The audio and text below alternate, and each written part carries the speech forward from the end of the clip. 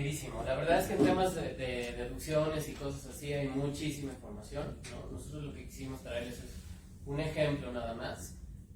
Carla nos decía hace rato, hay una primer cubeta en donde puedes deducir hasta el 15% de tu ingreso anual. O sea, una persona que gana 1 millón puede deducir 150,000 pesos. Una persona que gana 2 millones puede deducir, hay un tope máximo que es de 5 UMAS, con la actualización de 2024, ahorita está como en 198,000 pesos por ahí más o menos, la deducción máxima anual. Y esa es la primera cubeta que existe. Hay otra cubeta, que es el artículo 151, que es el plan personal de retiro, y es independiente a la primera.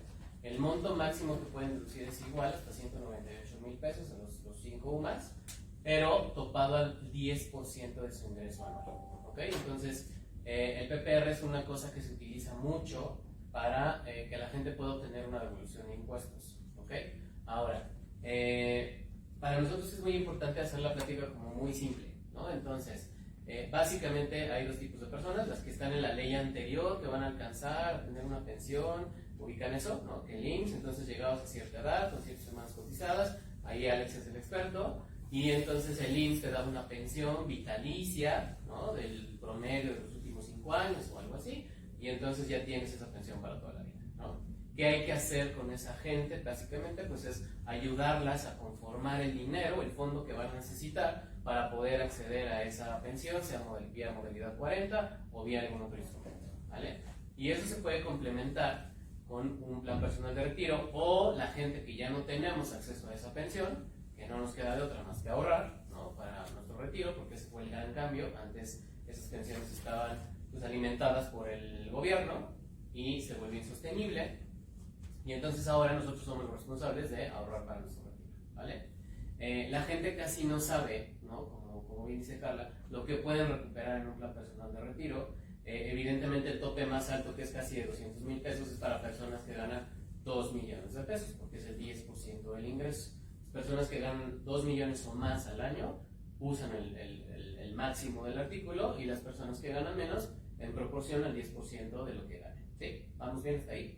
Pues la intención es simplemente que vean primero qué cosas deberíamos de considerar hablando en temas de retiro, ¿vale?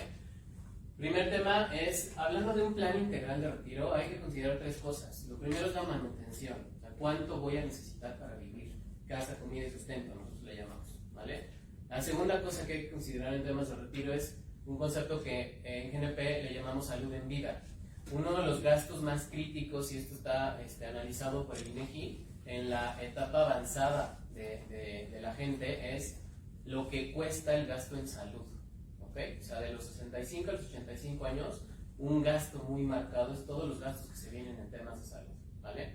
Obviamente hay dos formas de tenerlo. Hay quien dice: yo tengo mi seguro de gastos médicos. De todos modos, hay que pensar cómo vamos a pagar el seguro de gastos médicos después de los 65 años, porque el seguro de gastos médicos va a seguir costando y se va a seguir encareciendo, ¿no? Y la gente que dice: yo no quiero un seguro de gastos médicos, de todos modos va a necesitar un fondo para temas de salud en su retiro, ¿ok? Y al final ya está el estilo de vida, que el estilo de vida es como que lo que todo el mundo nos dice, ¿no? Yo en mi retiro me quiero ver viajando por el mundo, conociendo 20,000 países, y así. Nada más que el por qué no se da, pues porque el 1 y el 2 no se hicieron. Y entonces pues el 3 ya difícilmente se da, ¿no? Preguntas que vale la pena hacerse: ¿qué tan longeva es tu familia? ¿No? Porque ahí puedes empezar a estimar cuál es la expectativa de vida que pudieras tener en una etapa de retiro. Hay gente, y la tecnología médica, si se acuerdan mucho antes, la gente con algún padecimiento ya crítico era muy rápido el desenlace, ¿no? Y ahora no. Ahora incluso con padecimientos muy marcados, la esperanza de vida es mucho más larga. La gente ya no es raro escuchar que hay abuelitas de 85, de 90, de 95, de 100 y pico de años, y entonces eso es un tema importante a revisar, ¿sale? ¿Por qué? Porque si yo me voy a retirar, pongamos un parámetro que hoy es el de la ley, a los 65 años, ¿cuánto tiempo más voy a depender de ese ahorro que yo generé o de esa pensión? ¿Vale? Entonces, temas importantes por ahí. Les pongo un ejemplo bien sencillísimo. Aquí creo que nos van a odiar, pero así. Yo digo, cuenta de servilleta, ¿no? Piensen en que una persona quiere 20,000 pesos mensuales, ¿no? Cuando tenga 65 años. En pesos de hoy, no los proyecten, no los inflacionen, o sea, pesos de lo que cuesta hoy la tortilla, así era lo mismo. ¿okay? Si una persona quiere 20,000 pesos mensuales, ¿cuánto necesita al año? Pues 240,000, pues se multiplica por 12 meses, está súper fácil la cuenta. Y si yo quiero pensar en tener ese apoyo de los 65 a los 85 años, una vil multiplicación de 20 años, estás hablando de 4,800,000 pesos.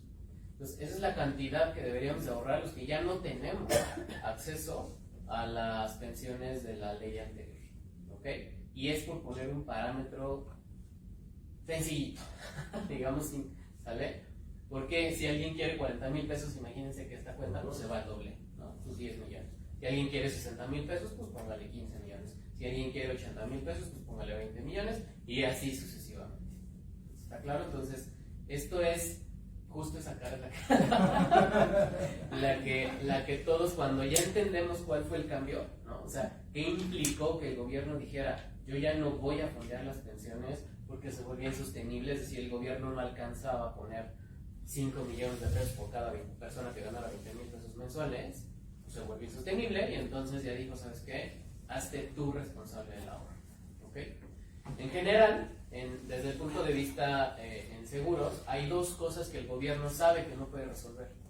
La primera cosa es los temas de salud, ¿okay? Nuestros sistemas de salud están saturados, son buenísimos sistemas de salud. Mi mamá trabajó en IMSS toda su vida y yo adoro al IMSS y lo quiero y no quiero que me duele verlo así. Por aquí están comentando, ¿no? Era la gran institución, era una y así. Y justamente el tema es que están sobresaturados, ¿no? Los sistemas, poca inversión, en fin, ¿no? No vamos a analizar ese tema, pero ese es uno de los temas que el gobierno sabe que no puede solucionar. Y esa es la razón por la que dentro de los apartados que mencionaba Carla, cuando tú tienes un seguro de gastos médicos, lo puedes hacer deducir de impuestos, ¿no? O sea, el gobierno lo que dice es, si tú me ayudas a tener un seguro con el que te vayas a tener un hospital privado, en vez de que te sumes a la lista de gente que está esperando que lo tienen en el IMSS, yo, gobierno, autorizo que eso sea deducible, o sea, te pongo el 30% en promedio de lo que te costó esa póliza, o sea, te incentivo fiscalmente a que te compres un seguro y me ayudes a resolver el problema que yo, gobierno, no puedo resolver, ¿ok? Y el otro tema que tampoco pueden resolver, que de hecho ya se empezaron a pensionar las primeras, ya hay gente pensionándose con la modalidad nueva, con la ley nueva, es el retiro, ¿no? O sea, es insostenible, las afores no están siendo suficientes, el ahorro de afuera, ahorita nos va a platicar Alex cómo está, y entonces esa es la otra, ¿no? El gobierno lo que te dice es, si tú me ayudas a ahorrar para el viejito que vas a hacer a los 65 años, o para la viejita que vas a hacer a los 65 años, yo, gobierno, te apoyo haciendo deducible esa aportación de retiro, ¿ok? Y entonces, básicamente, si alguien ahorra 100,000 pesos, pues le va a regresar al gobierno 30,000 pesos, ¿no? Y ojo con esto que acabo de decir, porque el tema de que una persona ahorre 100,000 pesos y el gobierno te regrese 30,000 pesos, si rebobinamos eso y lo pensamos más detenidamente, es como tener una inversión con el 30% de tasa de interés, ¿están de acuerdo? Pues, en un lugar donde yo pongo 100,000 pesos y me regresan 30,000 pesos, ¿cuánto me dieron de tasa? El 30%, ¿sale? Entonces, ahí viene otro tema importante.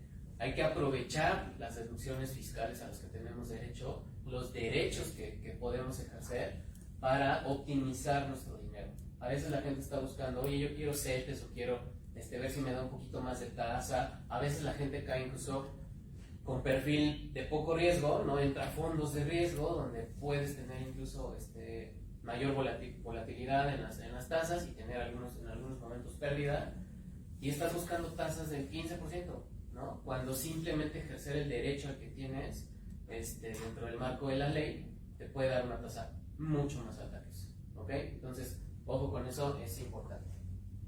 Ahora, este es un ejemplo, miren, sencillito. ¿Se acuerdan que eran 5 millones de ahorro? Bueno, pues aquí también respiro. Este es un ejercicio, normalmente ponemos hombres de no sé qué, yo dije, ¿por qué no ponemos una mujer? Entonces vamos a poner el ejemplo a una mujer, ¿no? Porque además, ¿saben qué? Leti, una actuaria compañera de aquí de nosotros, también nos ha inspirado mucho el tema de que tenemos una población particularmente a la que hay que concientizar y apoyar, ¿no? Que es el bloque de mujeres en este país, porque eventualmente vamos a tener una edad de retiro también, ¿no? A veces viene este tema de sacrificar la vida productiva o la etapa productiva por sacar adelante a los hijos, por hacer pausas, por todo este tipo de cosas que al final pues van cobrando de alguna forma factura en el esquema o en el retiro que vamos a tener, ¿no? Entonces aquí hay una mujer de 35 años que gana al año antes de impuestos 1.100.000. O sea, es una mujer que gana pues, que 50, 70, 80 mil pesos y con el aguinaldo y esas cosas al final cierran 1.100.000, ¿sale? Ojo, este ejemplo, póngalo del tamaño que quieran. Yo lo hice cerrado así para que lo puedan partir a la mitad o puedan pensar en una cuarta parte, ¿sale? O pueden irse al doble, ¿me explico? El máximo artículo pues sería irse prácticamente al doble de esto, ¿ok? Para que tengan un parámetro. Una persona que tiene 35 años y a los 65 años se quiere retirar y ahorrar 5 millones de pesos, primero, ¿qué tiene? O el ejemplo son proyectos de largo plazo, ¿están de acuerdo? El tema del retiro, primero, es un proyecto de largo plazo. Segundo, es un proyecto importante en tu vida. Por ahí hay una regla sencilla que dice, los proyectos importantes, asegúralos, no los arriesgues. Lo que sea importante para ti, asegúralo. ¿Para quién es importante la familia aquí? Para todos. ¿Para quién es importante mis hijos? Para todos. ¿Para quién es importante la salud, por ejemplo? Para todos. O sea, ese tipo de cosas importantes, las recomendaciones, ponlos en una aseguradora para que traslades ese riesgo, ¿ok? ¿De qué riesgo podríamos estar hablando? Si yo empiezo a ahorrar aquí y quiero llegar hasta los 65 años, el primer riesgo que tengo es que por un accidente o una enfermedad tenga una invalidez total y permanente, es decir, que ya no pueda trabajar. La mayoría de la gente cree que la invalidez se da por un accidente y no. La invalidez en México, los mayores casos de invalidez se dan por enfermedades, ¿vale? Hay muchas enfermedades que generan un deterioro de la salud considerable y que hace que ya no podamos trabajar. Y si ya no podemos trabajar, en el caso de una aseguradora como GNP, pues nos dan los 5 millones en ese momento. Ya no tengo que pagar nada a partir de ahí en adelante. O sea, GNP sí sigue pagando este plan por nosotros hasta acá. Y a los 65 años nos dan otros 5 millones de pesos. ¿Me explico? O sea, realmente el tema de la cobertura de invalidez fue de 10 millones. 5 aquí y 5 allá. ¿Vamos bien? ¿Por qué me das doble? Pues primero porque si ya no puedes trabajar, ¿qué vas a hacer? Necesitas tener un capital para salir adelante y buscar una actividad en la que te puedas emplear. Si ya no hay actividad en la que te puedas emplear, agarras esos 5 millones, te compras un departamento y lo rentas, ¿no? Para que tengas de ahí una renta vitalicia y de ahí puedas subsistir, pero ya no puedes trabajar. Entonces necesitamos dotarte de recursos para salir adelante. Y luego, si ya no puedo trabajar, ¿de dónde quieres que siga ahorrando para mi retiro? ¿No? Imagínate a José Luis llegando con Consuelo y diciéndole, oye Consuelo, hay que ahorrar para tu retiro otra vez, síguele abonando porque vas a llegar a esa edad y entonces, ¿y cómo le vas? ¿Y de dónde caramba quieres que dé si ya no puedo trabajar? ¿No? Por eso la compañía te exenta de pagos, ¿ok? Eso no quita que además exista el riesgo de un fallecimiento prematuro y entonces la aseguradora entrega los 5 millones de pesos en el ejemplo, más el ahorro que llevabas hasta ese momento. O sea, las dos cosas. La primera es la responsabilidad que la aseguradora toma y la segunda es el ahorro que tú habías construido hasta ese momento. ¿Vamos bien? Por eso la recomendación es asegurarlo, sobre todo en proyectos de largo plazo y en proyectos que sean importantes para ti. Ahora, fiscalmente, ¿cómo se ve? ¿No? Aquí hay un ahorro anual de 133 mil pesos, es como el 10% de lo que gana el ejemplo, ¿vale? Igual, pártanlo a la mitad, una cuarta parte, una tercera parte, o váyanse al doble, ¿sale? Según el parámetro en el que cada quien esté. Cada año deduce 106.150, es la parte deducible de este ejemplo, ¿ok? ¿Qué implica que hagas deducible 106,000 pesos? Que el SAT te va a entregar una factura deducible de impuestos, afecta al artículo 151, fracción quinta, y ahí te va a decir, esto es deducible de impuestos. Pero sigo sin entender qué significa eso de deducir impuestos. Ah, pues significa que te va a devolver el SAT en promedio el 30%. ¿Por qué digo en promedio? Porque hay gente que en su nómina está pagando una tasa del 20, del 25, del 27, y hay gente que en su nómina está pagando una tasa del 35%, creo que es la más alta que hay, ¿no? Y así, ¿vale? ¿A quién le afecta más? Al que gana más, ¿no? Si tú ves un subdirector, un director de una empresa que ya tienen ingresos de 100, 200, 300 mil pesos, el impuesto es durísimo, ¿no? Porque se van a tasa máxima, y la forma de explicarles por qué es tan duro es porque este empleado genera 100,000 pesos, ¿no? Y en vez de que le paguen 100,000, le pagan 65,000. Nada más. O sea, ya está en una retención del 35%, del 34%, por ahí sí. ¿Vale? Entonces, mientras más ganas, pues estás en una tasa más alta y duelen más los impuestos, ¿no? Y más necesita la gente poder recuperar dinero de ahí. ¿Ok? Entonces, y algo, fíjense, esta cuenta también es chicharronera, de servilleta, como la quieran hacer.